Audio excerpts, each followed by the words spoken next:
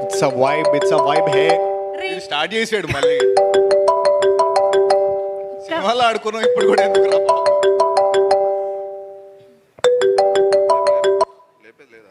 మాకు కూడా ఇట్లా ఫస్టే ఫోన్ చేస్తే మా స్పీచ్లు దబ్బావు కదా భయ్యా.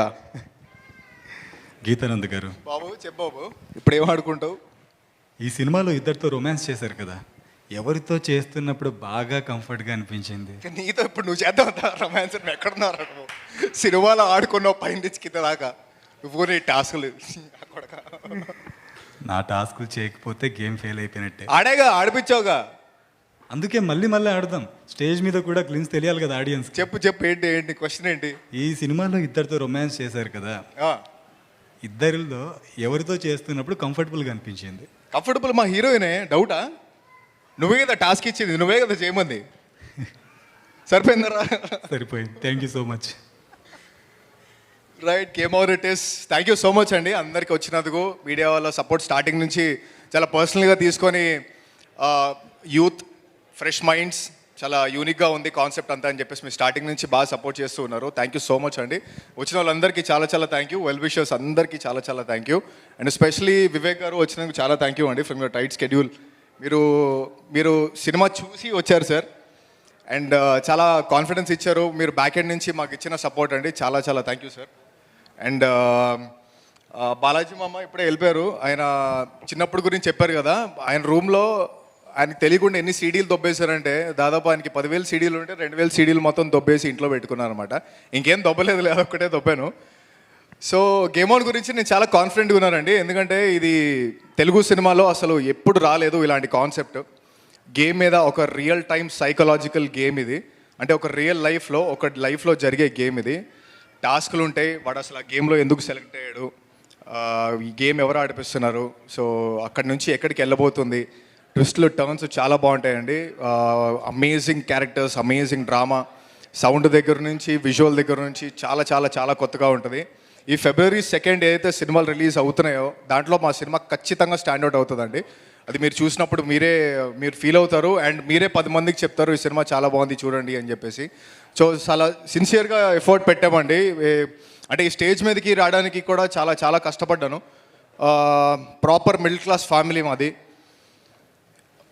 పేపర్కి పాలకి డబ్బులు లేని రోజులు, రెంట్ ఎలా కట్టుకోవాలో తెలియని రోజుల దగ్గర నుంచి, ఆడిషన్కి వెళ్ళాలంటే బట్టలు లేవు, ఫ్రెండ్స్ దగ్గర బట్టలు తీసుకొని నెక్స్ట్ డే మార్నింగ్ వాష్ చేసి ఐరన్ చేసి వాళ్ళకి ఇవ్వడం, వేసుకోవడానికి షూస్ కూడా లేని రోజులండి.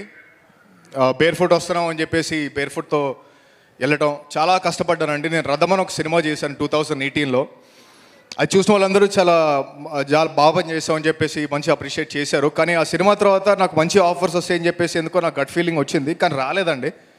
సో నాకు అర్థమైంది ఏంటంటే రీసెర్చ్ చేసే బ్యాక్గ్రౌండ్ కావాలి, ఎవరొకరు సపోర్ట్ కావాలి, పెద్ద సపోర్ట్ కావాలి అని చెప్పేసి ఒక్కొక్కరు ఒక్కొక్క మాట అనేసరికి ట్రిప్ అయిపోయాను, డిప్రెషన్లోకి వెళ్ళిపోయాను. నేను చావుని చాలా దగ్గరగా చూశాను. నేను దేవుడితో ఒకటే అనుకున్నాను, నన్ను దీని నుంచి బయటపడేసి నేను చాలా కష్టపడి పనిచేస్తాను, సిన్సియర్గా పనిచేస్తాను. బ్యాక్గ్రౌండ్ ఏం లేకపోయినా సినిమాలో కాంటెంటే మా బ్యాక్గ్రౌండ్. కష్టపడి డిఫరెంట్గా ఏదైతే సినిమాల్లో ఇప్పుడు మనం చూస్తున్నామో సబ్స్టెన్స్ ఏదైతే మిస్ అవుతుందో అన్నీ పవర్ ప్యాక్డ్గా ఉంటాయండి. ఆడియన్స్గా మేము ఏదైనా సినిమా చూసి ఇదిరా నీ అమ్మ దమ్మున్న సినిమా అని అనిపిస్తుందో అలా రీసెర్చ్ చేసి మేము అలాంటి దమ్మున్న సినిమా తీసామండి.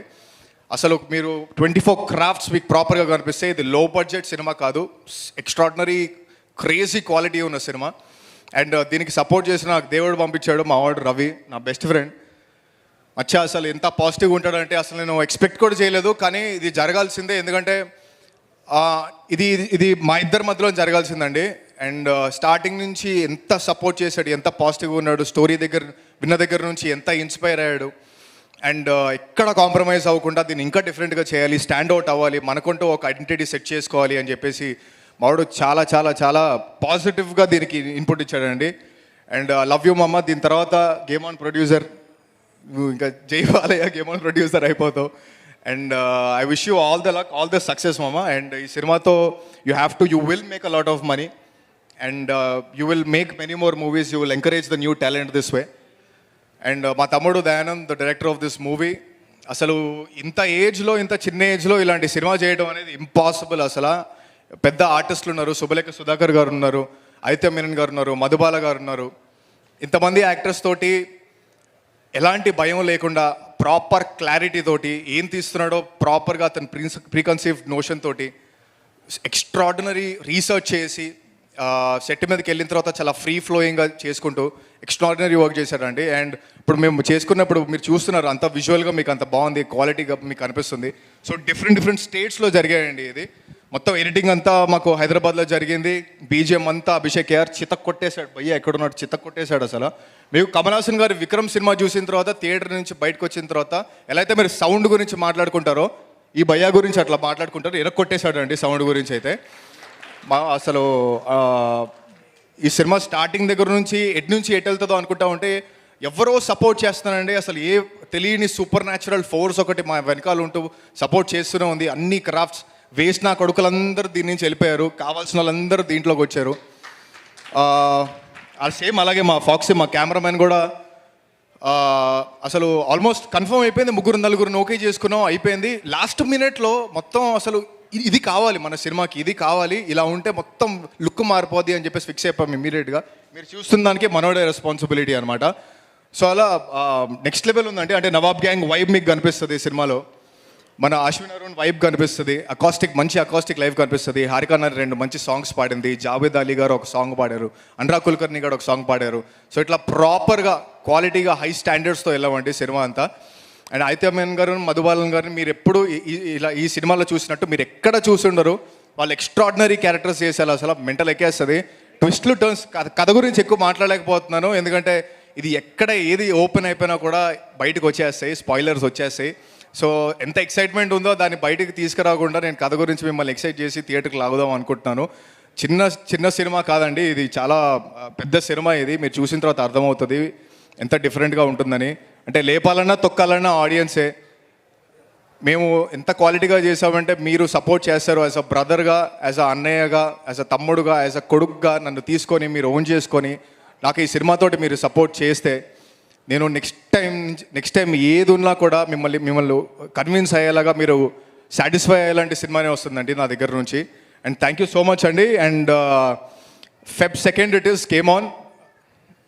మీరు చూడండి, మీరే ఇప్పుడు రిలీజ్ అవుతున్న మూవీస్లో ఖచ్చితంగా స్టాండ్అవుట్ అవుద్దని చెప్పేసి మీరే చెప్తారు. ఇంకో 10 మందికి చెప్పండి, ఎంకరేజ్ చేయండి. స్పాయిలర్స్ మాత్రం వేరే వాళ్ళకి ఇవ్వకండి, ఆ థియేటర్కల్ ఎక్స్పీరియన్స్ ఎంజాయ్ చేసేలాగా చేయండి. అండ్ నేహా మా పాప 90 ml హీరో అంటున్నారు. ఈ సినిమా తర్వాత గేమ్ ఆన్ హీరోయిన్, ఎందుకంటే ఫుల్ బాటిల్ పర్ఫార్మెన్స్ ఇచ్చింది పాప.